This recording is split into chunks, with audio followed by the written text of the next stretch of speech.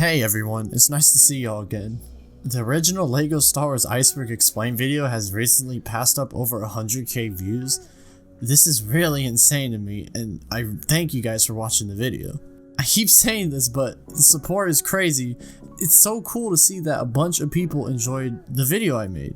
I know I got some things wrong, and I felt I should make a follow-up video fixing everything I missed and clarifying certain topics I didn't understand very well. The Iceberg creator himself, Henry Bricks, helped me find the info for this video, so make sure to go ahead and check out his channel. There's also a pair of new entries to go over too, so don't worry, we still got some new stuff to look at. I recommend that you go and watch the original Iceberg video before watching this one, otherwise you might be confused. Time to jump back into the Lego Star Wars Iceberg, here we go. Jedi Friend was a typo and it was meant to be Rebel Friend, so I guessed it correctly in the Iceberg video. R2KT. R2KT is a pink R2 astromech droid that was first created for a little girl named Katie who had cancer and wanted her own real-life R2 droid to watch over her. R2KT was eventually made canon after being introduced in the Clone Wars TV show, and you could even see them for a split second in The Force Awakens, along with being a playable character in the Force Awakens Lego game. However, there were more plans to be done with this droid, as in this prototype pic right here, you can clearly see both R2D2 and R2KT together. This is the only picture of R2KT as a Lego piece as of this video. Maybe one day they'll be officially introduced into Lego sets. For now, they're just a very sweet character that helped make a little girl's dreams come true during her time on Earth. Maestro S. Fujita. Maestro S. Fujita is a website of Lego Star Wars creations made before the official Lego Star Wars brand even existed.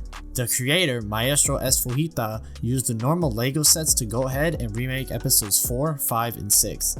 It's really interesting to see someone making Lego Star Wars related content before Lego Star Wars was even a thing. That's not to say it doesn't look really cursed in some areas, like R2D2 right here. I mean, look at him.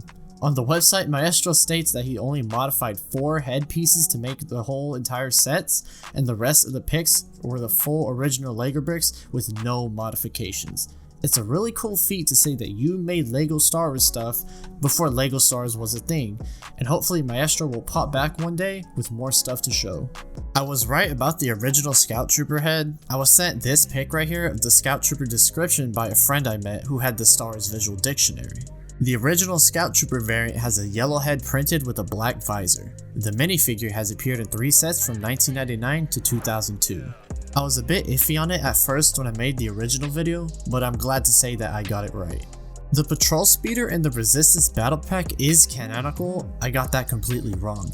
Right here in The Force Awakens, you can see the vehicle for a split second. You can barely tell, but if you notice you see the gun right there, that is the vehicle in question. It's safe to say when putting the two side by side that they are the same vehicle. The fact that people can catch these details is a skill I will never understand, but at least we now know that it's canon in the Star Wars universe. The 1999 tan land speeder is in Lego Star Wars. It's located in the double score zone on the advertisement billboard and the Mos Eisley level. I outright missed this one. I should have done a better job looking, to be honest.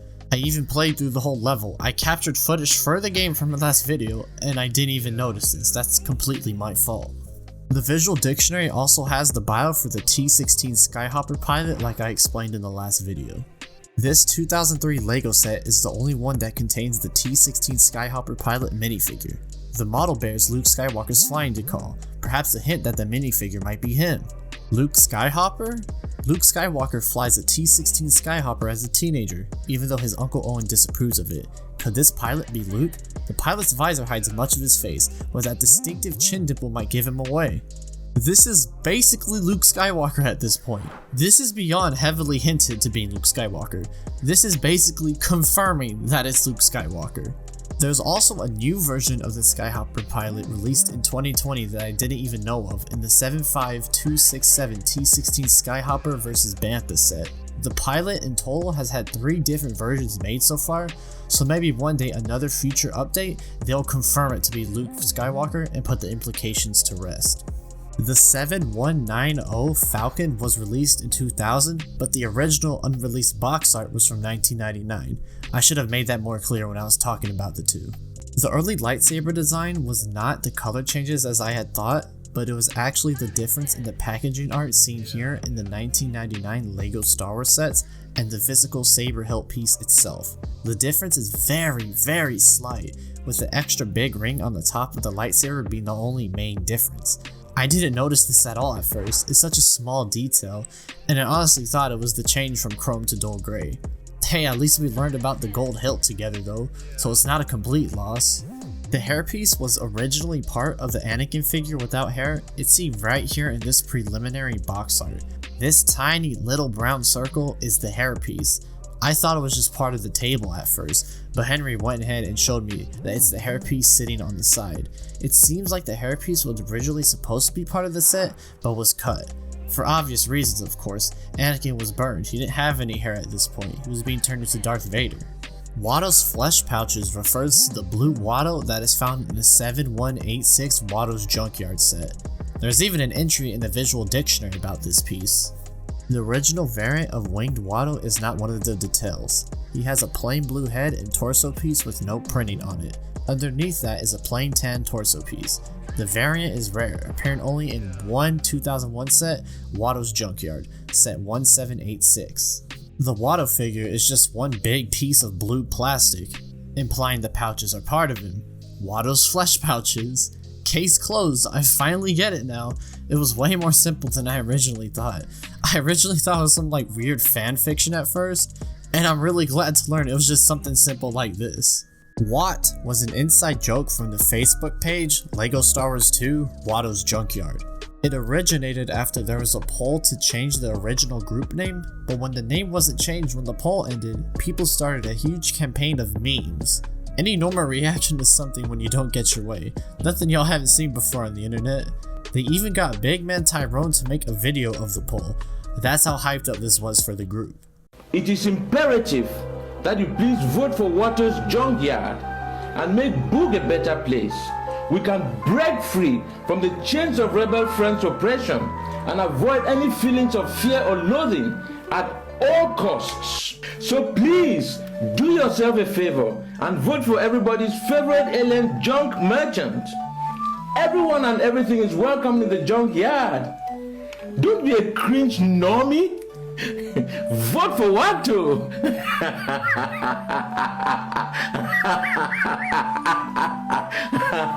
Bro moment.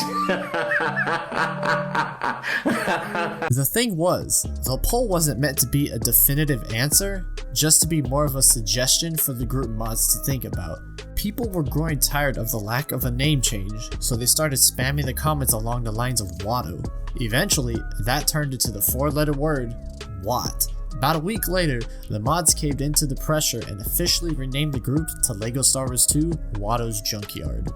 The dream originated from Bionicle fans and them having a dream about buying all of their favorite figures in the store as a kid, only to be disappointed when they wake up with nothing. It can be used in context of any childhood toy. Transformers, Nerf guns, G.I. Joes, anything goes. As the description states right here on Bionicle The Dream posting, ever walked through a store that sold all the discounted figures and sets from your childhood, filling up your cart with all these things you missed out on the past, only for you to wake up and find yourself in utter disappointment? That means you just had the dream. I've never had this dream before myself, so say what you want about me, but I'm sure most of you guys watching this video have had it. I'm just glad it's not something stupid like that almond milk brand in the last video. I was just really stumped on what the dream meant. That's all of the iceberg now. I think I've officially gone over everything correctly, and until there's a second one made, that's all for this subject for now. Thank you guys for all the support. I've skyrocketed in subscribers since making the Lego Star Wars Iceberg Explained video, and I'm about to hit my goal of 1,000 subs before my birthday.